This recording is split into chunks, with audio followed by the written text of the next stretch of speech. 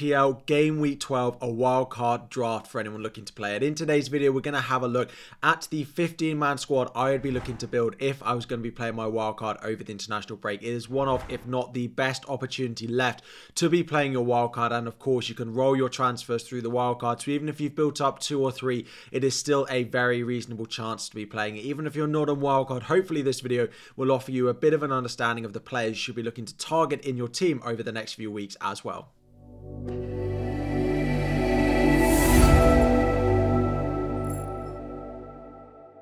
What is up everyone, FPL Harry here. Before we dive in, 2,000 likes is the aim. Subscribe if you are new around here as well. And as I said, today's video is focusing around that Game Week 12 wildcard. You have been asking for it, so here is a video looking at a draft I would put together if I was going to be playing the chip this week. Now, just to discuss when else you could potentially be looking to play your wildcard before we have a look at the draft. If you have your wildcard still to play, I generally think, speaking, this is the best week left to play it. It is, of course, the final international break we have until I think about March next year.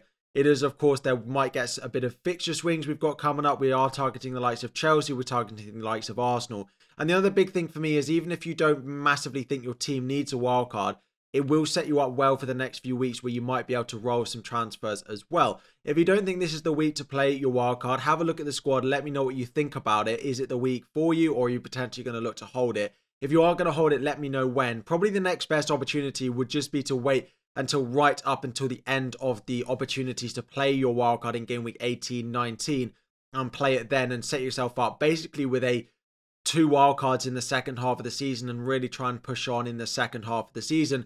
And if you have the ability and your team looks really, really nice now, then you can have the luxury to go and do that. But generally, I do think playing it about now is the best opportunity, and maybe it's something I should have waited on doing. Now, would I be much better off? Maybe not. I've had a couple of green arrows, but that was mainly because I decided to sell Haaland.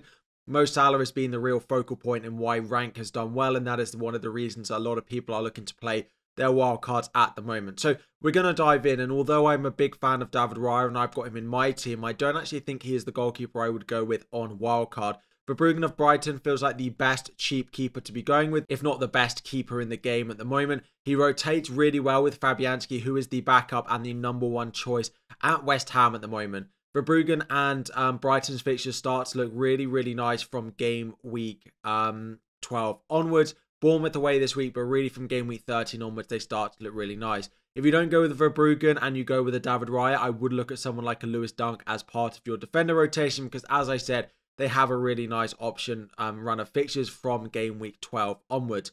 So those are the 2 keepers. Moving into defence, we have got an Arsenal option, of course, and it is Gabriel. He has dropped in price a couple of times as people are selling him, so he is back down to 6.1, but with the upcoming fixture starting now, I do think Arsenal will slightly turn back to what we've seen from them in the past. They do have Declan Rice back. They have Odegaard back. They practically have a fully fit squad, fit and available from game week 12 going into the Christmas period. And a lot of them, including the likes of Declan Rice, Odegaard and Saka, who may actually be injured, are not going on international duty, which is a big boost for them. Next to him, we have the cheapest option into the Liverpool defence for a nailed option, and that is Konate of Liverpool. 5.3 million going away to Southampton this week. There are a couple of more difficult fixtures on the horizon. You can rotate him out of your team, and he's cheap enough that you can go and bench. The issue with buying a Van Dijk or even a Trent is you're going to want to play them every week, even in slightly more difficult fixtures, whereas Konate is cheap enough that you can bench him, and I am actually considering buying him into my team as well at the moment. Really nice option. It's just a fantastic long-term pick. Now, his injury record is maybe not fantastic, which is why you might want a few other defenders around him, but he has stayed fit so far this season, so if you're going with him, fingers crossed that he continues to play, and the amount of minutes he's played, he doesn't go and get injured. As the first of the cheap defenders, we've gone with Levi Colwill. There are quite a lot of options that you could go and pick here. If I didn't have Verbruggen, I'd almost certainly have Dunk in over Colwill, but maybe you want to differentiate and not go with double Brighton defense, which I completely get, given that clean sheets are almost impossible to predict at the moment. Chelsea defence is okay. There is a really nice run of fixtures for about the next 10-15 game weeks, which is why Colwill is in there. I wouldn't go touching any of the fullbacks. Colwill is the most nailed one. He could even be a captain contender in that Chelsea team as well. They do go away to Leicester this week. He may actually end up on the bench for this team this week though, but I don't mind that. He's just there as a bit of filler to sit on the bench. You could have a look at a cheaper option in the likes of Kirkes or Anderson of Fulham, or Dunk, as I said, in his place. Nori is in there as well. He is on 4 yellow cards, but I do like their upcoming run of fixtures. He is very attacking, playing very, very far forward. For me, he was the third name on the defender team sheet alongside Gabriel and Konate. And then I added Colwill and then Lewis Hall, the final one, to sort of rotate in and around that. Lewis Hall I don't massively love. I don't quite understand the quite clamber to go and buy him. But at 4.4 million, he's probably the best there is at the price. Again, because I don't want to go with double Brighton because I've gone with Bruggen in goal. His underlying data is not bad. I think he's 5th for creativity amongst defenders outside of the 7 million Trent Alexander-Arnold. So 4.4 and West Ham at home this week with some okay enough fixtures if you can rotate him over the next 10 game weeks or so. And that's the big thing, right? With this defence, you've now got 5 defenders going into the Christmas period that even with Lewis Hall having some more difficult games, with Konate having some more difficult games in there, you can rotate this defence and play the best 3 every week while still having cover on the bench. And that is what you want to do if you are wildcarding in game week 12, looking at the next sort of 10 fixtures over the Christmas period into January when the fixtures start to spread out a little bit more. Moving to midfield, so what we've gone with is a pretty big 5 power midfield. It is worth caveating at the moment, 2 of them are yellow flagged. Let's start off with them, and that is Bukayo Saka and Cole Palmer. For me, I still want them for the Arsenal run and the Chelsea run that do start this week in game week 12. Saka is part of the Arsenal double up with Gabriel, and Palmer is part of the Chelsea double up with Levi Colwill as well. If you wanted to triple up, you can have a look at someone like a Kai Havertz, you can have a look at Pedro Neto, you could have a look at a Jackson as well. None of them have made it into the forward line, but they are worth considering. If either Palmer or Saka look like they're out for a prolonged period of time, Bruno Fernandes is already in this draft, but you could have a look at going back to someone like a Brian Mbeumo. I understand that looking at this team, no Brian Mbeumo is going to be a big, big question. However, once we've seen Visa return into that Brentford team, we have seen Brian Mbeumo go more out to the wing, and we are expecting a very strong performance from Manchester United and Fernandes over the next few weeks.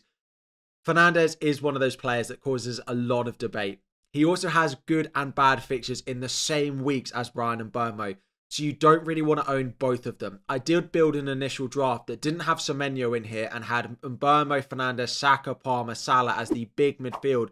But the issue is you want to bench Fernandes and Mbeumo in the same weeks, and it doesn't really work. So that Fernandes spot, you basically have to pick yourself. Do you want to stick with the Brentford man, who's the one I've got, and I'll be sticking with him because I don't have a luxury transfer or a wild card, or do you want to go with Fernandes? Mbeumo, if you have value tied up in him, if you bought him at 7 million, then absolutely you can go and buy him and you can go and keep him. But if you're buying new and Mbeumo's up to 7.9, I do think Fernandes is absolutely worth a look now at 8.4 million. Of course, Saka and Palmer I really like. If they are not fit, you could have a look, as I said, at going on Mbeumo.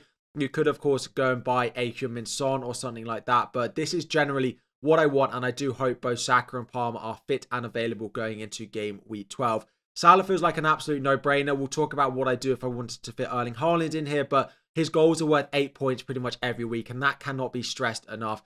When Salah scores, as he did in game week 11, he went from having just an assist to a goal and all 3 bonus points. That goal added 3 bonus points. That is why it's so crucial and why he's so valuable for a captaincy option at the moment. The fixtures over the long term remain really nice, and he's not going on international duty over the break with Egypt, which just means he's fully rested going into this run of fixtures as well. The final midfielder we've got is Semenyo of Bournemouth. He does look like their main focal point in attack at the moment. You could look at an Evan Nilsson, but I don't have that spot open in my forward line. So I've gone with Semenyo. He's second for shots in the league, only behind Erling Haaland. So it does continue to say that he is not a bad option at all. He is on 4 yellow cards along with Nori, which is something worth caveating. So you could look at Morgan Rogers as well in this spot if you do have a little bit of value tied up in him. That is another one which causes a little bit of debate. Rogers versus Semenyo. Just because of Europe and the fatigue we're maybe seeing with Aston Villa, I would favour going with Semenyo, and they have a really nice run of fixtures starting this week, but you may end up benching him for quite a number of weeks in that run. But he's good cover over the Christmas period. Then we start to look up front, and I think Matheus Cunha is going to be a no-brainer. He is so focal for Wolves, and they have a great run over the next 6 or 7 game weeks. He is on penalties, he's getting assists, he's getting goals, he's rising in price. He's definitely one I would own. João Pedro as well, back for Brighton. Now, he's not necessarily going to start every week, and I think we are a little bit naive, and maybe I was over-egging how much I thought he was going to play. But at 5.4 million, even if he doesn't start, he can do damage off the bench, as we saw against Manchester City. The manager has said he's their most focal player. He is on penalties. He is just their best player. He is their best attacker, hands down. With the run of fixtures that Brighton do have between now and the end of January, it is worth going with him, as it does allow a pretty strong front seven around that. And if you do think there's a chance he gets benched, you have players to cover him. And then the final spot is going to be Alexander Isak of Newcastle. A few of you have pointed out that if you don't go with a player like Isak or Jackson or Solanke and you do want Erling Haaland back in, if you've only got a 6 million striker, it's going to be very, very difficult to try and stretch all the way up to Erling Haaland. It will take quite a few number of transfers. Now, I do like Newcastle. I think they are starting to return to a bit of form. That is 4 goals in his last 4 games for Alexander Isak. They do have West Ham at home.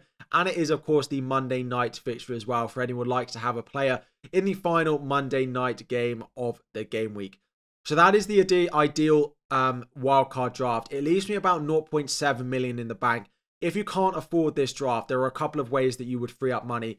Fernandes down to Brian Mbeumo is number 1 and probably the most obvious one, particularly if you have value tied up in Mbeumo. Semenyo down to Rodgers is another option if you don't necessarily want Semenyo and you've got value tied up in Rodgers. I can't argue with that at all.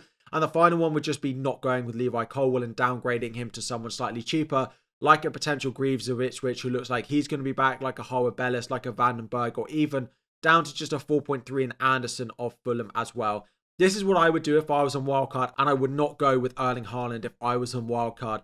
Haaland needs to be scoring 2 goals pretty much every week for it to be worth it, and yes, he was doing that at the start of the season, and it was the correct decision in hindsight to start the season with Erling Haaland. But if he's not going to be scoring sort of 5 goals every 5 games, it's not worth it when you have Salah, Palmer, Saka, and a lot of the others, as well as the cheap forwards, continuously scoring and continuously getting 3 bonus when they just score 1. Whereas Haaland would be great because he'd score 2 and get 3 bonus, and the cheap forwards would score 1 and maybe get only 1 bonus. So not only is Haaland scoring an additional goal, he's getting additional bonus points. Now it's just the 4 for the goal is all he gets over a player like a João Pedro or Matheus Cunha or an Alexander Isak at the moment, who are so good for bonus in the new bonus point structure. However, I know some of you will want a team that includes Erling Haaland, so I'm going to talk you through that. For me, Cole Palmer and Mo Salah are non-negotiable. So if you're going with Erling Haaland on wildcard, it is an addition to those two. I personally don't like this draft because I don't think there's enough strength and depth. There's enough players who are slight minutes risk that aren't playing 90 and not reliable in terms of assets. But these are the 3 changes I would make if I wanted Haaland in.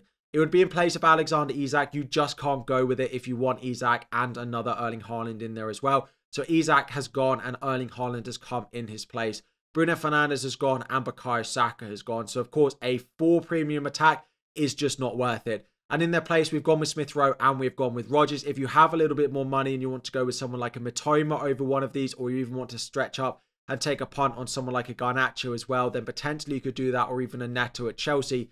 It's worth considering, but Smith Rowe and Rodgers have been really good, and along with Semenyo, are the best cheap midfielders in the game, and you can rotate those 3 along with João Pedro and maybe even Cunha to start 4 of those 5 every week. And the rotation does work pretty well, it would seem. This week, you'd bench either Semenyo or João Pedro along with Colwill and probably Aït-Nouri, and you'd play Lewis Hall, Konate and Gabriel as your 3 defenders.